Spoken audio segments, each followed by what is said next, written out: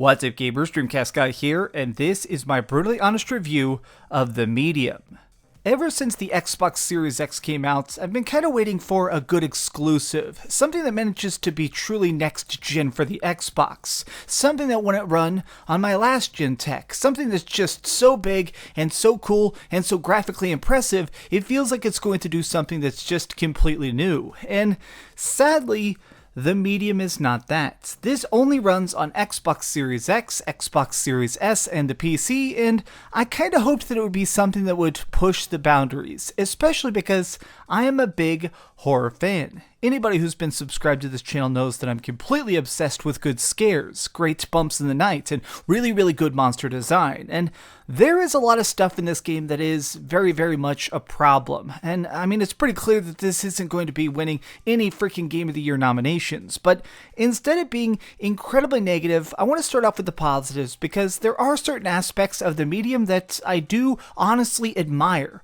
There's parts of this that I think really managed to be very, very impressive, despite the fact that this game is rather flawed. Let's start off with the biggest thing, which is, let's talk about the plot. So in The Medium, the big thing that makes this different from other horror games is that we are, of course, a medium, a person that exists in the spirit world and the human world at once. Now, her abilities are kind of random, like you don't get a chance to control them, so while you're playing the game, occasionally the screen itself is torn in half, part of it being the spirit realm, part of it being the mortal realm, and when this happens, it enters this really interesting phase where you're trying to actually look at both screens at once. Now, the thing I want to warn you about as you see a bunch of this gameplay is that there really isn't combat in this game. In fact, I'd kind of describe it as a spooky walking simulator. There's not really any fighting, there's not really a lot of interactivity, a lot of it is kind of just like walking along, finding an item, putting a key in a lock, and then unlocking the next cutscene. But even despite that, I really appreciate the fact that this kind of calls to mind a lot of old school horror in it. Like, one of the major things is as you're exploring these realms and getting a chance to go through this creepy haunted hotel, you get a chance to see the living world and the undead world very, very explicitly. You get a chance to see mangled bodies, you get a chance to see some haunting territories and stuff. This really gives you an unflinching glance at such deep, despicable horror at times, and it really kind of evoked some classic themes of things like Silent Hill. Now, they did actually bring the original guy who did a bunch of Silent Hill soundtracks on for this, and his sound design is fantastic. There's so many sweeping melodies that are so creepy and haunting. There's so many times where you see like a ball creeping down some stairs all on its own, or a ghost is talking to you about their tormented life and death. And this is where the game is nice, is when you're getting a chance to go along and experience the life and the death of all these different worlds. But let me talk a little bit more about the exploration of it. So in this game, you're walking around as both versions of yourself simultaneously, but occasionally there are puzzles that take you from one realm or the other exclusively. So one of the things it'll do is, like, say you open up a barrier that can only be gone into if you're a ghost. Well then, temporarily, for 60 seconds, you can choose to disconnect from the mortal coil and only exist in that one territory. But what I like about this is, whenever you're doing these weird puzzles that require you to be only in one realm, I really kind of dig the fact that you still see those hints of the other screen. You still see that she is standing there. She is holding her breath. She is still trying to exist as a human as she's only being a ghost. Now, the puzzles in this game are very, very easy, but they're also kind of fun. Like, a lot of them require you to think a little bit outside the box.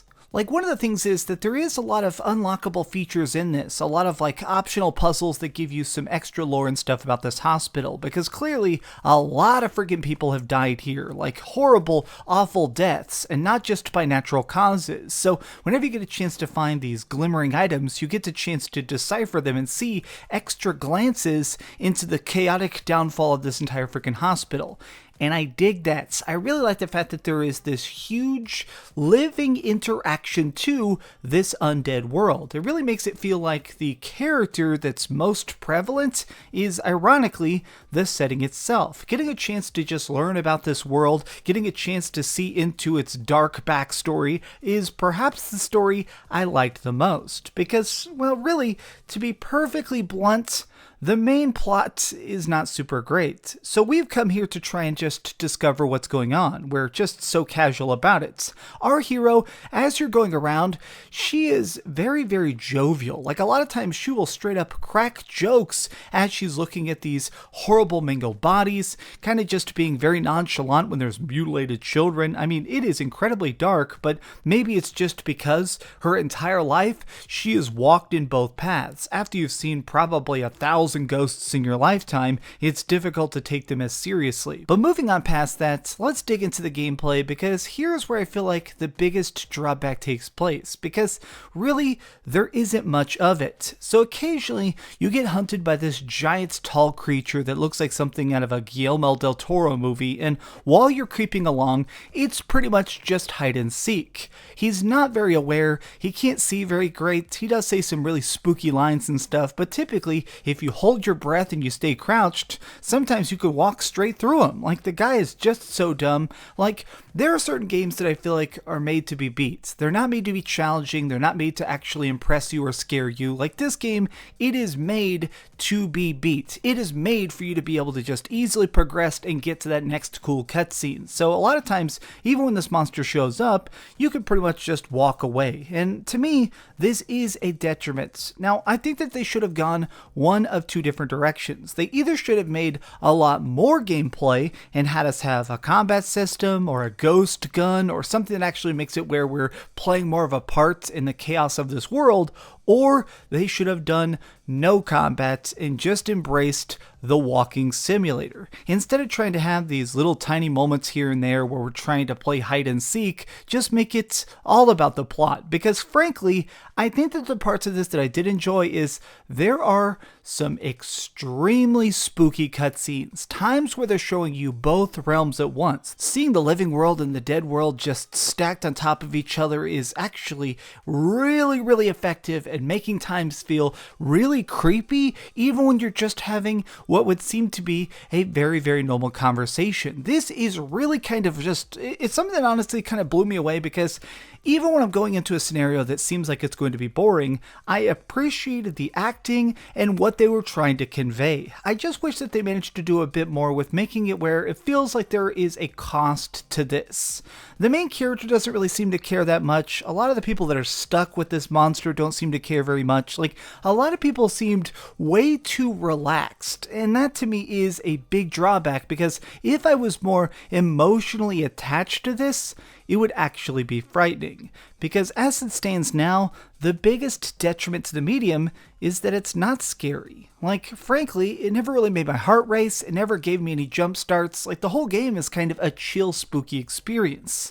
But I still appreciate it because it brings back so many good callbacks, so many effective things of 90s horror. Like, in this, there is no camera control. This is all in fixed camera angles. And something else is because it does that dual reality thing, sometimes you'll see something that is incredibly freaking messed up in the alternate realm. Tentacles that are reaching up towards the sky or squeezing on bones and bodies and stuff. Or you'll hear times where you're walking along and you hear a telephone ringing in the distance when you know that there's nothing on the hook. Or times where there's a creaky staircase that seems as if it's trying to come alive.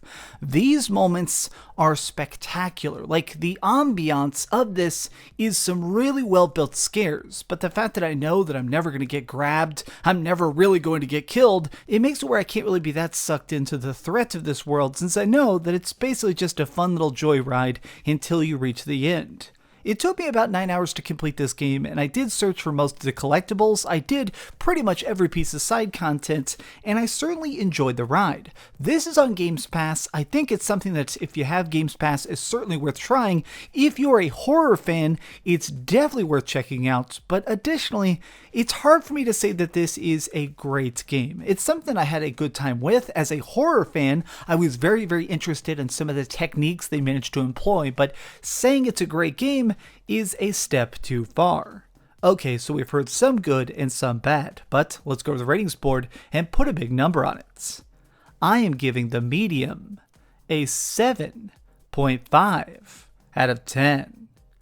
If you've been craving something that's kind of evocative of classic Silent Hill, something that's going to give you that lightly nightmarish feeling throughout the entire experience, I do recommend this. Additionally, if you have Games Pass, you might as well give it a shot. If you hate it in the first hour, just delete it, no big deal. But personally, as somebody that did reach the ending credits, I don't regret it. Thanks so much for watching, gamers. If you enjoyed this video, please give it a thumbs up, share with your friends, and subscribe if you haven't already. But do me the biggest favor of all, and keep dreaming.